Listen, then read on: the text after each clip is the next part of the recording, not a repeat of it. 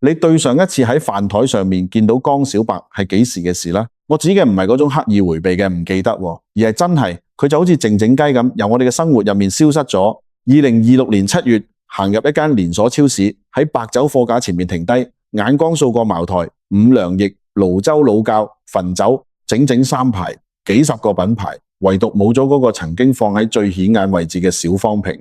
我問個理貨員，江小白唔入貨啦，佢頭都冇抬，好耐冇入啦，賣唔喐呀。呢句話就好似一條鎖匙咁，打開咗一個關於網紅同現實之間嘅巨大裂縫嘅故事。你諗下，翻轉頭幾年，完全唔係咁㗎。2019年，江小白年營收衝到30億，30億係乜嘢概念？對於一個2012年先成立嘅品牌嚟講，一間冇老酒資源、冇茅台、五糧液嗰種百年底蘊、冇雄厚資本撐腰嘅白酒新丁，呢個數字直頭係一個奇蹟嚟㗎。嗰一年，江小白由川渝出發，打咗入安徽、河南呢啲傳統白酒最難打入嘅市場。年輕人聚會嘅台面，總有幾個小方瓶瞓喺度，瓶身印住啲會令人愣一愣嘅句子。走過最遠的路，是你的套路。最想說的話，在眼睛裏，在草稿箱裏，在夢裏。你拎起一支讀一遍，覺得呢支酒好似唔係買嚟飲嘅，係買嚟照鏡嘅。嗰陣時嘅江小白同杜蕾斯一齊俾人稱為文案界雙雄嘅，一個賣安全套，一個賣白酒，都係用文字撬動年輕人嘅情緒。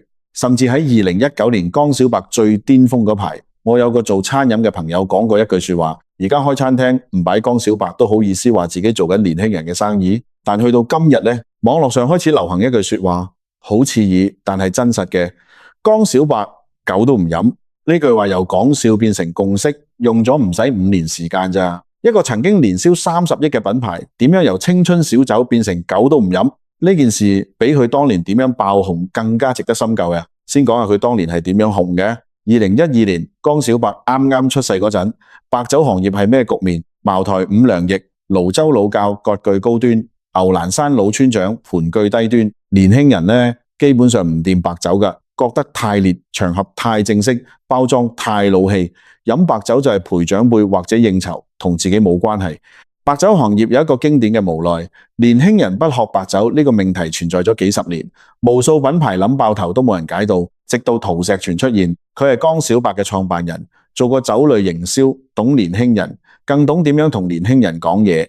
佢冇喺茅台、五糧液條舊路上面死逼，而係直接換咗一條賽道，唔做邊個好飲啲，而係做邊個更懂我。江小白將目標鎖定喺20到35歲，主打嘅唔係酒，係情緒。佢塑造咗一個文藝苦逼男青年嘅品牌人格。嗰個戴住黑框眼鏡、圍住頸巾、樣貌有啲頹嘅卡通人物，成咗無數城市年輕人心中自己嘅投影。然後就係嗰啲樽。江小白最狠嘅一招就係將文案印喺樽身上面，總覺得沒喝夠，其實是沒聊透。我們在同一個時區，卻有着一輩子的時差。最想說的話在眼睛裏，在草稿箱裏，在夢裏。呢啲句子用今日嘅角度睇，你可能會覺得有啲過時啦。但喺2014年到2017年嗰個微信公眾號啱啱崛起嘅年代，呢啲句子喺朋友圈入面被瘋狂轉發㗎。佢哋精準地篤中咗一個群體，啱啱畢業喺大城市打拼，有啲孤獨，渴望表達又唔太識表達嘅年輕人。江小白將一個白酒樽變成一張可以放上朋友圈嘅卡片，你買嘅唔係酒，係你今日嘅心情。效果呢，創立第一年5000萬營收，4年後嘅2017年破10億，再2年後嘅2019年30億。呢個速度喺傳統白酒行業係不可想象㗎。茅台做咗幾多年先到100億？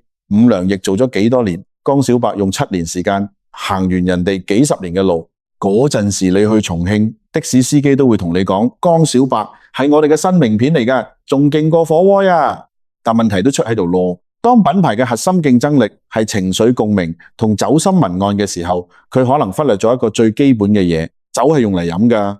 江小白賣得最好嗰陣，飯台上面其實已經有人喺度嘀咕緊㗎啦。只係嗰陣時聲音細，被熱鬧蓋過咗啫。嗰啲嘀咕係呢支酒點解有啲似酒精溝水嘅，飲落去辣喉嚨，回味仲有啲苦添。古仔好飲過支酒，文案好味過支酒呀。呢句說話我聽過唔止10次，嚟自唔同城市、唔同年齡、唔同職業嘅人，佢哋買江小白係因為嗰個樽同嗰句說話，但佢哋唔想再買第二次，係因為嗰支酒本身。呢個係一個非常殘酷嘅現實。江小白用咗7年時間，用文案將一個品牌做起來，而消費者飲一啖酒只需要3秒鐘就決定會唔會再買，3秒鐘打敗咗7年。白酒呢個品類同奶茶唔同，同氣泡水唔同，佢有極強嘅口味依賴，你飲慣咗一種口感就好難轉第二種。茅台嘅粉絲唔會輕易改飲五糧液，汾酒嘅老客唔會隨便換瀘州老窖，呢個唔係品牌忠誠度，呢個係味覺記憶。而江小白嘅問題在於佢冇建立到呢個味覺記憶，或者建立出嚟嘅記憶係負面嘅，辣、搶、似酒精呢啲標籤一旦貼上就好難撕得甩㗎啦。即使後來嘅江小白推出咗更高端嘅產品線，好似500毫升嘅金蓋，試圖用更好嘅基酒挽回口碑，但市場唔買賬。點解？因為消費者嘅第一印象已經被固化咗，江小白就係難飲嘅。你出再好嘅新品，人哋連試都唔想試。仲麻煩嘅係，江小白做嘅係情緒酒，但情緒消費有時效性㗎。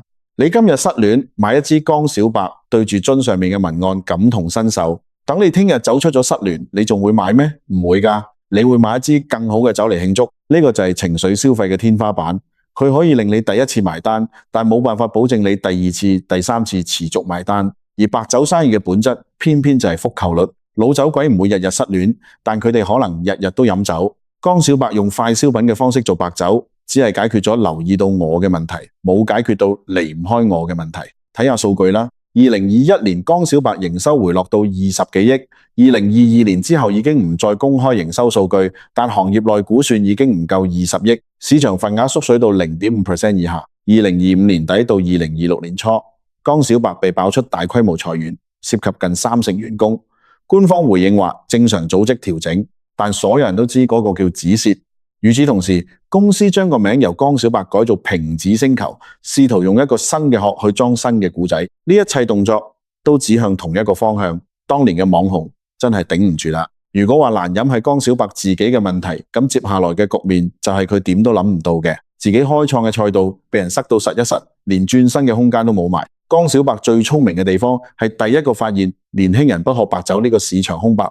但最遺憾嘅地方係佢做咗開路先鋒，卻冇做成常勝將軍。當江小白將年輕化白酒呢條路走通之後，身後跟咗上嚟一支望唔到盡頭嘅隊伍，各種小酒品牌好似雨後春筍咁冒出嚟，有模仿文案路數嘅，有主打國潮嘅，有搞二次元聯名嘅。佢哋冇江小白嘅先發優勢，但佢哋有後發制人嘅打法。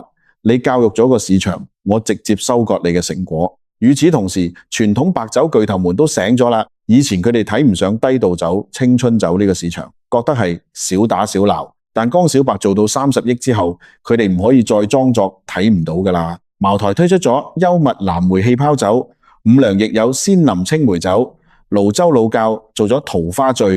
呢啲巨頭嘅打法好直接，品牌比你響，渠道比你深，資金比你厚。江小白做到嘅地方佢哋做到，江小白去唔到嘅地方佢哋都做到。你用10年時間建立嘅渠道優勢，佢哋用3個月就可以覆蓋晒。更致命嘅係喺消費者心目中，呢啲傳統巨頭嘅酒至少唔難飲，而江小白嘅酒口碑上係難飲嘅，同樣係試新嘢。消費者寧願試下茅台嘅果酒，至少個心踏實啲，都唔願意再買江小白嘅新品，因為上次個陰影仲喺度。江小白都嘗試過突圍嘅，佢推出咗梅見青梅酒，2022年銷售額超過25億，算係為數唔多嘅亮點。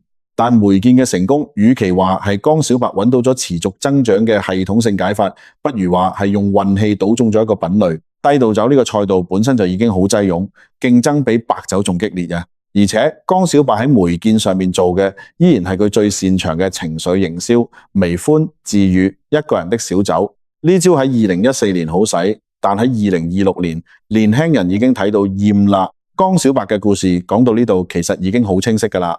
一個靠情緒營銷起家嘅品牌，用走心嘅文案打開咗年輕人嘅市場，但產品本身冇跟得上，最終被消費者用腳投票淘汰。佢嘅崛起係營銷教科書級嘅案例，佢嘅衰落係產品力不足嘅標準教材。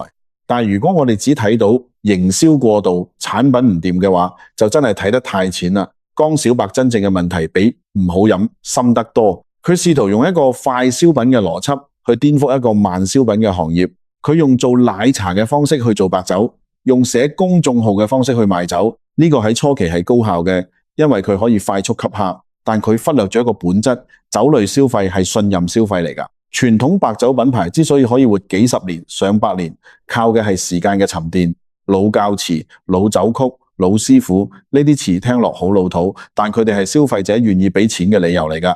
江小白想繞過時間，用文案累積品牌資產，但喺白酒呢個行業，時間係你無論如何都繞唔過嘅門檻。消費者可以話你嘅文案寫得好，但嗰個係喺讚你，唔係喺讚你支酒㗎。一旦佢哋返到飲呢個動作上面，文案幫你唔到㗎。而家江小白正企喺一個分叉路口，佢有兩條路，一條係繼續做輕做快做新消費，指望下一個梅見尼救場；另一條係沉返啲心，用10年甚至20年時間，真真正正將酒嘅品質做好，令消費者改口話江小白原來唔難飲㗎喎。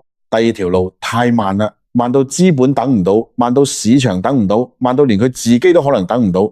但第一條路佢已經行過啦，結局我哋都見到晒。江小白係過去10年中國新消費浪潮入面最典型嘅樣本之一。佢證明咗創意可以令你跑得飛快，但佢都證明咗光有創意係跑唔到終點㗎。當你將一個產品賣俾年輕人嘅時候，你賣嘅唔止係情緒，仲有嗰個情緒背後令人願意再嚟一次嘅實實在在嘅嘢。對白酒嚟講，嗰樣嘢叫好飲，而喺好飲呢件事上面，江小白欠落嘅賬可能比佢賺過嘅錢仲多呀。至於江小白仲可唔可以東山再起，我唔知，我只係知道喺超市嗰個空空蕩蕩嘅貨架上面，嗰個曾經裝滿古仔嘅小方瓶已經好耐冇出現過啦。而更令人唏噓嘅係，似乎都冇人喺度等佢返嚟咯。